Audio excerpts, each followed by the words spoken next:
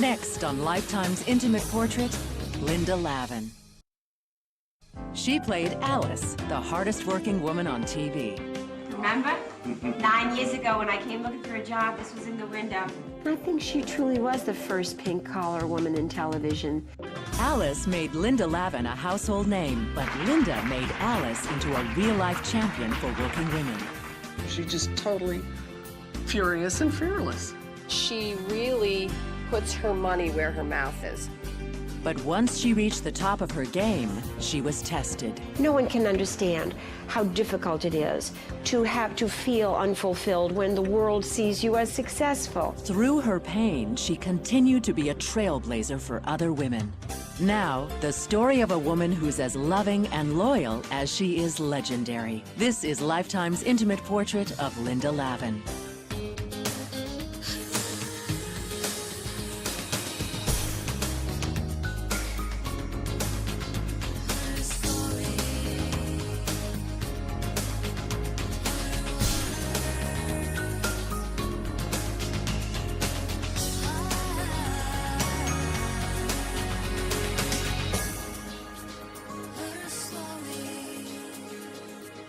Lifetime's Intimate Portrait, hosted by Meredith Vieira. Linda Lavin didn't just play Alice, she studied her. And in the process, she became a champion for the rights of all the Alices everywhere. Even when Linda became a star, she never stopped fighting for working women. And then one day, Linda faced a crisis of her own. It would have made Alice proud to see her stand up and fight for herself. Now, if you're wondering what Linda was up against, let's just say it involved a cheating husband, and I'll let Linda tell you the rest. After all, this is her story, her words. From 1976 to 1985, Linda Lavin played the strong-willed Alice Hyatt on the hit show Alice. She was so identifiable and so available, and she had a kid, and she was a single mother. Alice reflected the reality of women who worked hard jobs for long hours and little pay. She's right in there, you know, getting involved and trying to fix people and change things, and good for her. Oh, don't give me that women's lib junk. Junk. Yeah, junk. He's a man. Men deserve money because they have families, they have mouths to feed. Hey, what do you call that mouth that lives with me, huh? That 13-year-old person? What do you call? A millionaire midget? Off-screen, Linda Lavin was just as vocal about women's rights. But the woman who had fought so hard for others would find herself in a personal struggle. I thought, I've played all these extraordinary women who became extraordinary through circumstances that absolutely blew them over, that forced them to find out who else they were in the world and where their resources for recovery were. And I thought, how can I not be one of those women? Linda had seen what giving up a dream had done to her mother, who left a successful singing career to raise a family. I think that the pain of giving something up was always with her, and it inspired me to follow my pursuits and my dreams.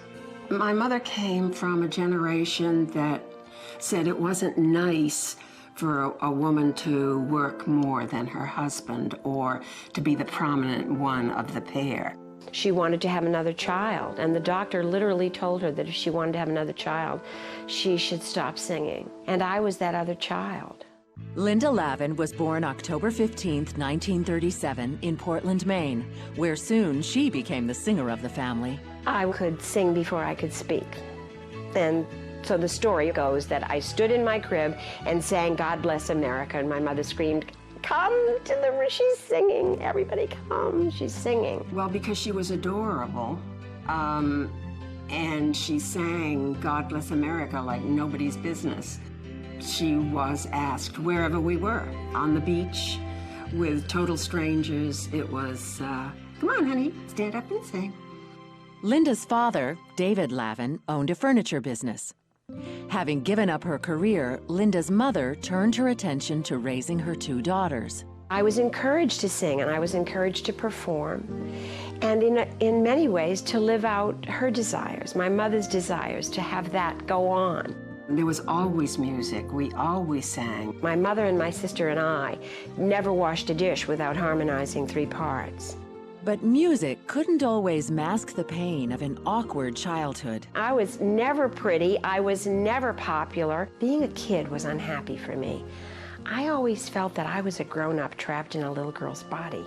Performing in community theater got Linda through the difficult high school years. I never got the lead, always the second banana. But what I learned from that was I was the girl who got to get all the laughs. I was the girl who came and got to tell the jokes. So it looked like that's what it was going to be like for me. After graduating high school in 1955, Linda wanted to become an actress, but her parents would not allow it. I had teachers and performers I knew who said, don't waste your time in college, just come right to New York. You know, you're young, and this is what you need to do. And no, the edict was you go to college and then you can do that stuff. Linda enrolled in the prestigious College of William and Mary in Williamsburg, Virginia. There, she studied theater and became an unexpected star. I went right to the first audition my freshman year for a Dial M for Murder, got the lead, and got my picture on the front of the school newspaper in my freshman beanie. Freshman gets the lead in a play, first time in 15 years the lead had ever been given to a freshman. Wasn't I thrilled to be able to send that home? Linda had continued success at college, and after graduating in 1959, she made her way to New York City. I worked office temps and went to auditions.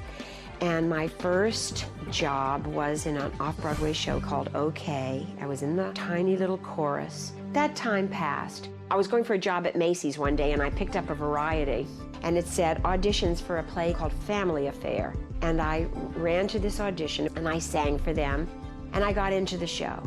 Director Hal Prince saw Linda's talent immediately. In the chorus was this incredible kid. He pointed to me and said, "You're terrific." And I kept throwing scenes to this Linda Lavin person. More and more and more material. He gave me all the speaking parts in the show. And I got $5 a week extra for every part I got, every line I got to say.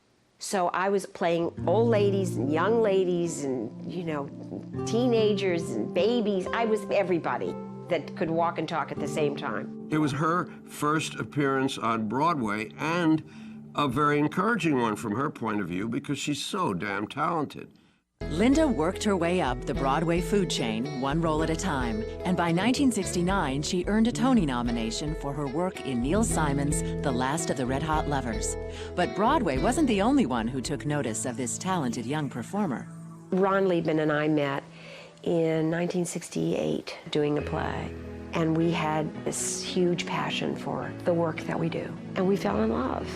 Not long after, Linda and Ron married. We spent our honeymoon at the Beverly Hills Hotel, and I went to work at CBS, and it was my first big television job because I hadn't worked in television at all. I couldn't get arrested in television at all in the 60s in New York. I wasn't blonde enough or thin enough. It was just a whole other sensibility that was successful at that time. I was dark and, I don't know, I was the second banana. But by the early 70s, Hollywood's leading ladies had been redefined by the women's movement. Shows like Mary Tyler Moore and Rhoda put second bananas at center stage, and Linda found herself in demand. It was as if my time had come, the time for my voice and my personality. I was acceptable. That was very new for me.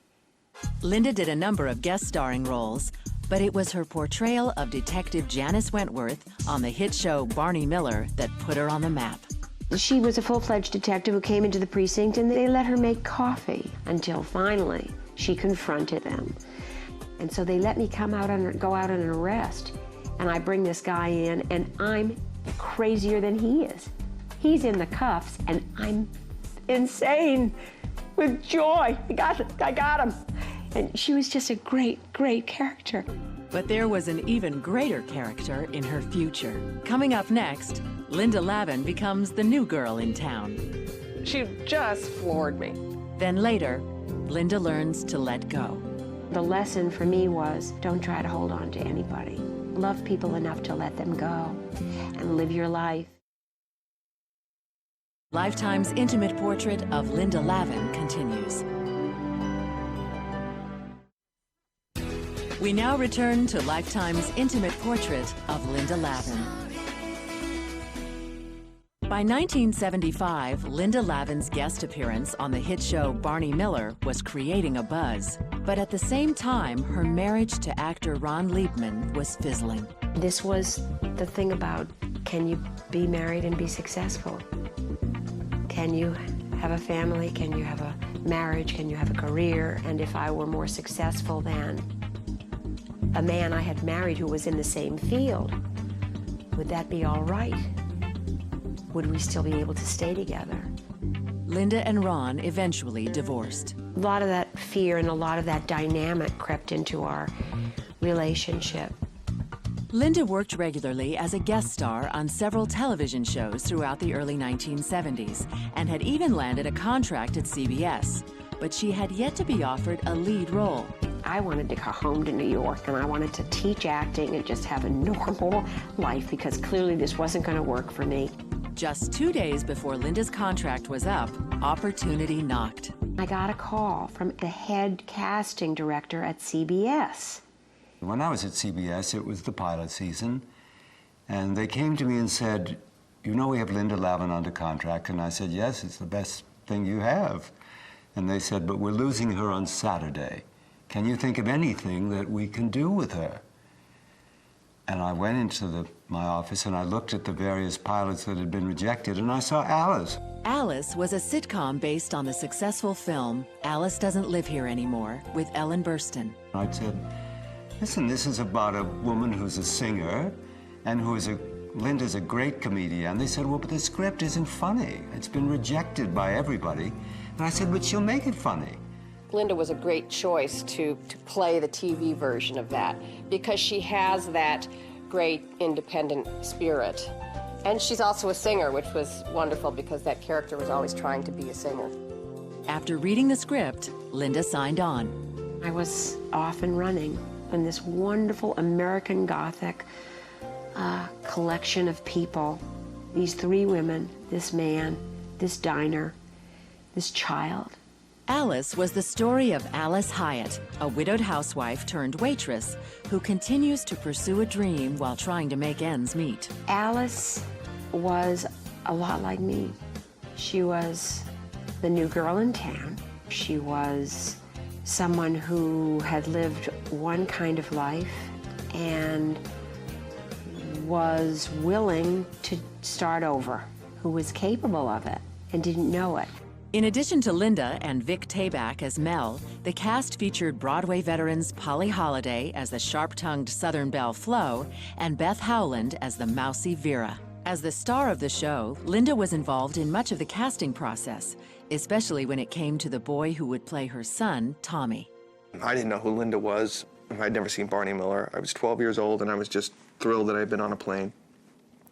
And I remember she came out, and she was so nice, and she told me to relax and just to have fun. And so I remember a very calming influence. Alice premiered in the fall of 1976 and became a huge hit. What I loved about Alice was the fact that there weren't jokes written. It was all character, so that it came out funny without having set up, joke, laugh track. The show was more than a sitcom. It was a voice for working women. Women who were waitresses, who were sales clerks, who didn't make very much money, really didn't see anybody on television who looked like themselves, except for Alice. I think that as a demographic, it really addressed a group of society that had no voice on television prior to that. It was about three working women who were not getting equal pay. It's nothing personal. Kenny deserves more money. He's a man. Men get more money. Well, do you think that's right? Right, wrong. What am I, Supreme Court? Men get more money, so I give them more money. Why do men get more money? We work here, we do the same work. We've been here longer. Hey, that's the way it is, Alice. It's only a few cents. Well, it may be a few cents, but it's a hell of a big principle. Mel couldn't do without those three women. The customers stopped coming. They loved those three women in that diner. And everybody in the country identified with a different one of those women. Alice also spoke to a new generation of single moms. She was a working mother with a kid who had a dream of being a singer. She had to put that dream on hold because she had to raise her kid.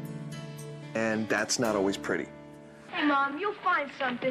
Don't get discouraged. Well, I'm not discouraged. Listen, I had a job offer yesterday as a cocktail waitress at the Cat's Meow. Are you going to take it? No, I'm going to hold out for a job that doesn't involve wearing a flea collar. A flea collar? That's not so bad. It is if that's all you're wearing. Don't worry. If you don't find something, I can always get a paper route. Oh, sweetheart. That's very sweet of you, but I don't want you working. For her portrayal of Alice, Linda received an Emmy nomination and won both a People's Choice Award and 2 Golden Globes. But the true rewards of Alice were greater than any gilded statue. I remember a woman coming up to her and saying, I watch you at night once a week. I'm in this training program now. I want to get a job. And you know why? Because of you. She said, because I watched Alice. Alice had a crummy job. She was a single parent. Her boss was lousy. But she had a son. She wanted him to respect her. She had to put food on the table. And also Alice had a dream. And it was watching you day after day that made me think, I can do this too. In 1979, the National Commission on Working Women approached Linda to be their spokesperson. I was really out of my element and afraid because I wasn't knowledgeable about issues and details and statistics. But I got crash courses from people, and I met wonderful people in Washington. The National Commission on Working Women dubbed their award for excellence the Alice, and one of the first recipients was none other than Linda Lavin. For the next 15 years, she worked on our behalf. She went around the country traveling. She gave speeches. She went to church basements. She went to rallies. She went in front of Congress. She did whatever we needed her to do. It was Alice who politicized me and Alice who activated me and made me famous and made me invited to rallies and ERA marches. But it was Linda who made women's issues a priority. She really works as hard at seeing things through, seeing her causes through, as she does at her business. Anything that demands commitment and a kind of moral vision is made for Linda Lavin. She's a good, responsible citizen. And what's nice about it is it hasn't made her didactic or boring. She's funny. She really puts her money where her mouth is. And there would be a lot more money to go around. Coming up next, Alice hits payday. I never knew this kind of money. Nobody I know knew this kind of money. Then later, all good things must come to an end. Ladies and gentlemen, Mel's Diner is closed. That's a wrap. Lifetime's intimate portrait of Linda Lavin continues. We now return to Lifetime's intimate portrait of Linda Lavin. By the 1980s, Linda Lavin had hit the big time. Her portrayal of struggling waitress Alice ironically earned her one of the highest salaries in television. I heard that I was the highest paid woman in half-hour television. And, you know, money had never been what I came from. I always had to search for it and look for it and find a way to make a living. And so being comfortable, being able to go travel and build a home and pay for the things that life is about without worrying about them was hugely different for me. I felt really, really in a state of grace about it. I remember looking at this house in Malibu and someone saying, you know, Alice bought this house. I thought, wow, I like sitcoms. I think I could do sitcoms. But Linda wasn't one to just sit back and live the life of a Hollywood star. I wanted to develop stories about women of You know, ordinary women who find themselves in extraordinary circumstances, women who walk through fire and come out standing. I wanted to do those stories, and they started coming to me, those stories. While continuing her work on Alice, Linda formed her own production company and began to produce, direct, and star in TV movies that centered on strong women. In 1981, Linda made the television movie A Matter of Life and Death. On the set, she met a charismatic actor named Kip Niven. I'd been living alone, starting over. I love living alone, but I met him and fell in love. In 1982, Linda and Kip were married. It was a beautiful wedding at her home in Malibu. I went to the wedding, and I saw her put in the chair and carried in her white dress, and it was a very joyous occasion. With the joy came a new role for Linda, stepmother to Kip's 2 children. She didn't want to make mistakes, and she didn't want to be known as the wicked stepmother. She was very, very, very good at it, very good at it. Linda's responsibility increased after a terrible tragedy. Their mother was killed in an automobile accident while we were taking care of them one weekend. Jim was about 9 when his mother was killed, and Kate was a week away from her 5th birthday. So that changed my life.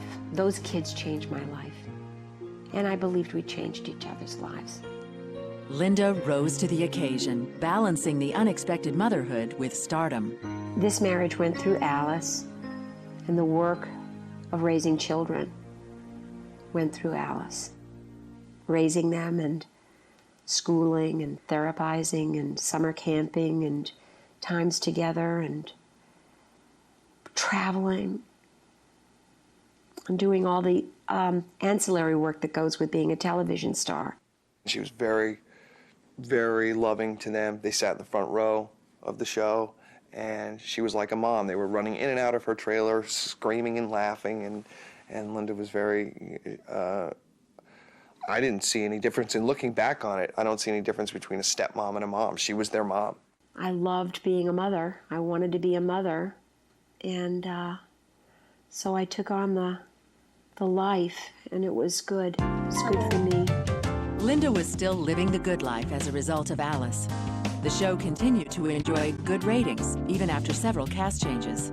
We started off with Polly Holiday as Flo, who after 2 years left and was spun off into her own series. And Diane Ladd came and played Belle for a season with us. Ultimately, in our 4th year, I guess, an actress named Celia Weston, who's an extraordinary actress, came on the show and played Jolene.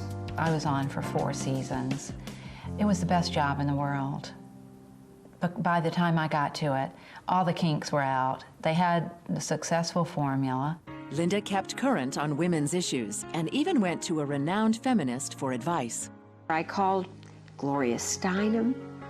I didn't know her well, but I knew that she was certainly the person to call because she knew the writers, she knew the issues, so she put me onto a lot of ideas and writers. So Gloria was very, very helpful. Alice remained a primetime staple for 9 seasons. And for some reason we were switched to, I think, Monday night. It was a death knell place for us. I pled with them not to move us. And you know how you look in people's eyes and you know that whatever you're saying, it's done. So it was done. Dinah's been a big part of our lives. Yeah, I practically grew up here. Alice came to an end on March 19th, 1985. We had a closing show that was moving, emotional, and satisfying for everybody. We're very fortunate. There's a great deal of love here, and we're very sad to leave each other. And we're very happy that you weren't here with us tonight. And I love you all very much, and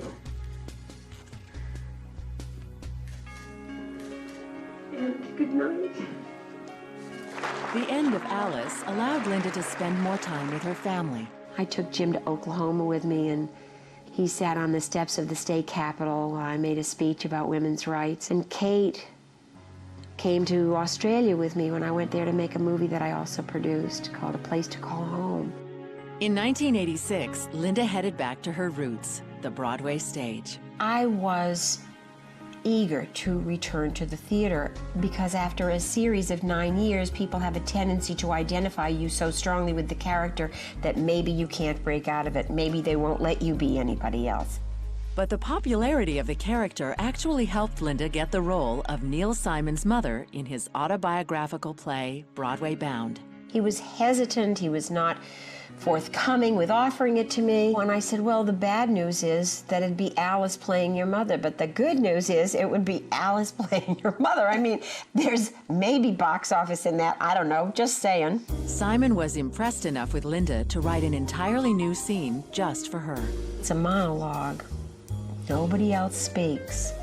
And it's the story of when this woman, she tells her son, when she danced with George Raft. She dances, and it was so moving, her vulnerability and joy that you saw in her face. I mean, to see her on stage, it's magic. But the magic was about to leave Linda's life. Coming up next, Linda is betrayed beyond belief. When your trust is violated, it's a terrible thing, especially by the person in whom you invest the most. Then later, Linda fights back. I wouldn't settle. Lifetime's intimate portrait of Linda Lavin continues. Lifetime's intimate portrait of Linda Lavin continues. Nearly 20 years after her Broadway debut, Linda Lavin won a Tony Award for Broadway Bound and was playing to packed houses night after night. But once again, heartache was brewing. Somebody once said, yes, you can have it all, just not all at the same time. Her career was going great guns and her personal life wasn't.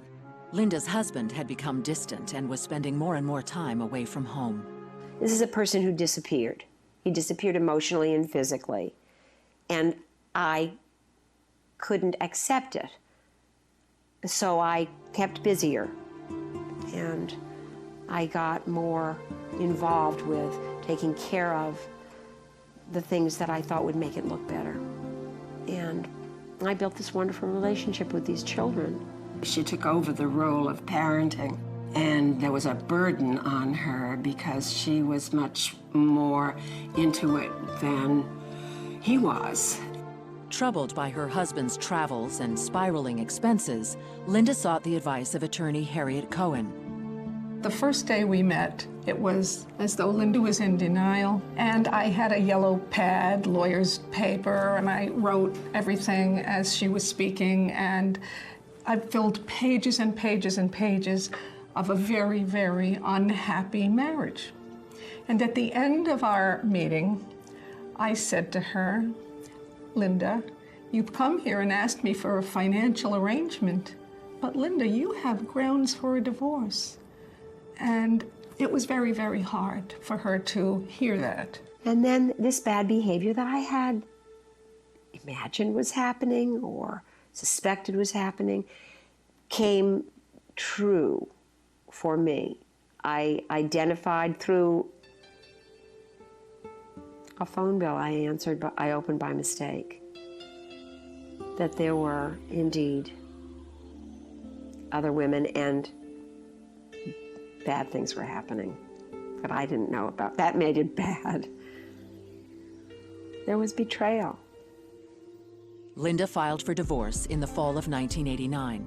Simultaneously, she was offered the starring role in the Broadway musical Gypsy. I got the call offering me Mama Rose while I was in the law office looking through 7.5 years worth of banking, checking accounts, diaries, all the stuff your lawyers make you do in preparation for a trial. But doing the show saved my life in a way that it raised my self-esteem. So it was a very productive time for me. And I was learning to forgive myself. But hopeful as she was, Linda's soon-to-be ex-husband wasn't going without a fight. By virtue of having been married to her for 7 years, he felt that he was entitled to half of all of her past, present, and future earnings, to millions and millions and millions of dollars. Linda decided to fight back, even though it would make her private pain public record. I knew that the press was going to be very, very interested in her. But Linda decided to take the stand and to see this situation through, not only for herself, but for the millions of women who look to her as a role model. I took it to trial. I wouldn't settle. That person I'd played in all those movies came to light for me and to life. After 2 years of preparation and 28 days of testimony, a settlement was reached in New York State Supreme Court. In the end, he did not get the millions and millions. He did not get half of all of Linda's possessions. She took back her homes, and she walked out of that courtroom triumphant for herself and for all women. She conducted herself with such decorum. That takes an awful lot of self-control and dignity, and Linda is not short on dignity.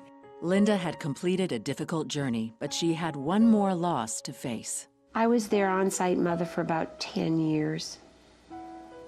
But then it was time for me to let them go. And in letting them go, I let them know that I would always be there for them if and when they wanted me. They had to go and be with their father. That's the way it had to be, and that was painful for everybody. But they both came back into my life a few years ago, and I'm blessed. And the lesson for me was, don't try to hold on to anybody. Love people enough to let them go and live your life. Later that year, Linda brought her experience as a mother to her latest television project. A guy from Warner Brothers called, and he said, how about a story about a mother-daughter relationship? The idea became the show Room for Two. We sat down and came up with this story about a young woman who is the producer of a morning talk show in New York City, and her mother comes to visit her from Dayton, Ohio, and is a full-blooded, outspoken, vital woman. Listen, I think you ought to get to a doctor and talk to her about menopause. Well, see, I would never say anything like that to my mother. Well, this is not something you shouldn't talk about. Of course not. And when it happens, I will talk about it. We'll have one of those European coffee moments and talk and talk and talk. We'll invite people over for mocha mint and menopause.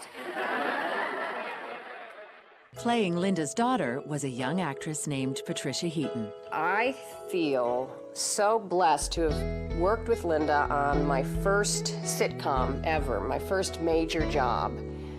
Everybody should have a mentor like Linda Lavin on their first gig. Though Room for Two was canceled in its first season, Linda and Patricia developed a lasting friendship. She always had me over to her house, me and my husband. Linda gave great parties. She would gather all these people from everywhere and have these sort of salons. And she's so full of life, and she has just this enormous amount of energy and this great laugh that just fills the room. Coming up next, Linda learns to trust again. At this point, I didn't think that I'd ever be in another relationship again. I thought that that was finished for me, and I was fine with it. When Lifetime's intimate portrait of Linda Lavin continues. We now return to Lifetime's intimate portrait of Linda Lavin. Throughout the early 90s, Linda Lavin continued to alternate between award-winning television projects and the New York stage. But something was missing. I won a bunch of awards a few years ago, and I wasn't fulfilled. And I thought, wow. I don't want to feel ungrateful, folks, but this is not enough. It's not about awards. It's not enough. In 1995, Linda found a new place to call home. I came here to Wilmington, North Carolina, to make a movie that I was producing and acting in with Mary Tyler Moore about 8 years ago. And did some homework and found out there was a lot of theater. There were a lot of talented people. There were crew people who would come here to make movies, and thought, wait a minute. This is where I get to give service. That's what life is about. Thank you for how marvelous you are. Thank you for being here tonight. Thank you for being the new Wilmington, the new home, the new life of my life. Linda became fully involved in Wilmington's cultural community. In 1997, she started an after-school theater program to help teenage girls raise their self-esteem. What you're doing tonight is helping us raise money so that this program can grow and change, and we can help girls who are at risk in this society to become all that they can be. And she has really taken these at-risk girls and put them in drama programs. And I think that's a really important thing. Theater is the best venue to learn not only to play, but to collaborate. A year later, Linda found her own special someone to collaborate with, a talented actor and painter named Steve Bakunas. At this point, I didn't think that I'd ever be in another relationship again. I thought that that was finished for me, and I was fine with it. I have my life, my friends, my family, my dog, and my houses. You know, I'm very busy. The couple was set up by a mutual friend. She said, he's darling, and he's handsome, and he's talented, and he's a wonderful guy. I didn't really know Linda. I knew her name. I didn't really follow the show, but I knew Linda Lavin had a show, and she was Alice. I said, well, have him call. After several weeks of trading messages, Steve and Linda met face to face. I went to a new theater down here. I'm sitting in my seat, and my friend is talking to a man in front of him, who he says, introduces to me and says, this man is from Cape Cod. His name was Rob. And I said, that's amazing. I've been getting phone calls from somebody through a Cape Cod connection. I think his name is Steve. I'm not sure. And I blab and I blab and I go on and the person sitting directly in front of me turns around like this. And I see this handsome face and these blue eyes and this silver gray hair, and I go, is it you? Is that you? Was that you? Are you Steve? You know, once our eyes met, I don't know, I felt that connection, there was a familiarity about her that it was like seeing an old friend. Over the next few weeks, Linda and Steve formed a friendship. I had my life, she had her life, and we started sharing time together. And I told him a little bit about myself and what I wanted and required in a relationship, and how I'd been alone and was quite satisfied by that. And that my fear in a relationship is that I'll give myself away again, is that I'll lose myself. She really assured me that she was very happy with her life, and she knew at this point in her life what she wanted and didn't want, and it seemed clear to me. There was a really sweet, profound connection. A few months into their relationship, Linda was asked to play the lead role in the stage comedy, The Tale of the Allergist's Wife. I moved to New York to do Allergist's Wife, and I said, you know, I need time, I need my space, I need my rehearsal. She said, I want to go up and focus and, you know, spend that time in rehearsal. I was there for 2 days, and I called him and I said, I need you to be here. Are you free? We've been together ever since. We respect and love each other and have a good time, and we've made a home and a life together. And it's a partnership that I've never known before. Though Linda's personal life was centered in Wilmington, she remained a darling of the New York stage. She received Tony nominations for both her moving performance in the 1997 production of The Diary of Anne Frank and for her comedic turn in 2000 in The Tale of the Allergist's Wife. It turned out to be marvelous and a brilliant, funny, creative, unanticipated performance. So it was a big hit. The Tale of the Allergist's Wife also led to another collaboration with her old mentor, Hal Prince. I went to see it thinking, gee, you know, she'd be wonderful in Carol's play. Carol was Carol Burnett, who, with her late daughter, Carrie Hamilton, wrote an autobiographical play entitled Hollywood Arms. Nanny, the part that Linda played was my grandmother, and Nanny was originally from Arkansas, was a bit of a Southern belle, very full of herself, and she was a hypochondriacal Christian Scientist. She would read Mary Baker Eddy and pray, and then if that didn't work, she'd pop a phenobarbital. She had all bases covered. And she had a little bit of a Southern accent. And it never worried me in the least about Linda being to New York at all. She's a consummate actress. She came in on the first day of rehearsal and read Nanny and nailed it. She just nailed it. I really don't think we have a better actress, by the way, in our country now. There might be actresses as good as Linda. I don't know who's better. Hollywood Arms opened in the fall of 2002 and gave Linda the opportunity to work with her real-life leading man. I played a cop, and periodically she'd make a face at me or, you know, cross her eyes. And it was a delight. I think they are terrific together. Hollywood Arms kept Linda and Steve in New York, where, between shows, Linda made a guest appearance as a free-thinking psychiatrist on The Sopranos. College degree is a nice thing, sure, but not at the sake of emotional well-being. That's exactly what I said. Perhaps they should examine their own needs to have you stay in school. Blow off their self-esteem issues. So you book on Columbia, you can come back when you're ready. Or I could write you a letter to the University of Barcelona. It's a hot school. Now back at home in North Carolina, Linda directs theater and continues to be a role model, though on a more personal level. Acting is the bravest thing anybody does on this planet, and it's the exposure of ourselves and the willingness to express ourselves, to show people what these characters mean to us. So always connect with yourself in this. Don't go far away. Even when you're doing, you know, queens and kings and Noel Coward and ancient people, they're all human beings, and so are we all. But don't think that Linda has given up any of her dedication to the cause of working women. It's mainly women who answer phones, serve food, process money, handle paperwork, sell merchandise, nurse the sick, care for the children and the elderly, and then go home and take care of their families and clean up. 80% of all women who work in this country are Alice. They're still fighting for equal wages, for equal pay, for equal opportunity, for benefits, for health benefits, for health care, for child care.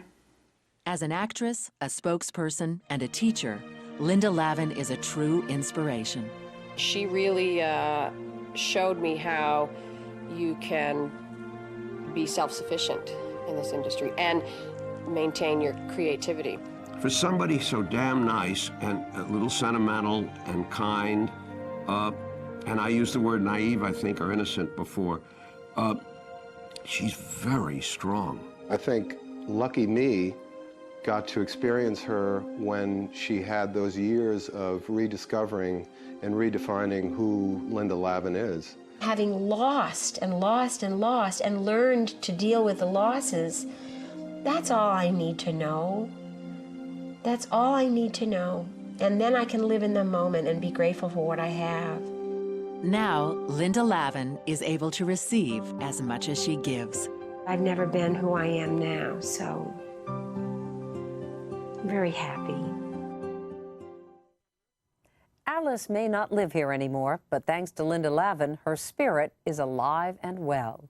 For Lifetime's Intimate Portrait, I'm Meredith Vieira.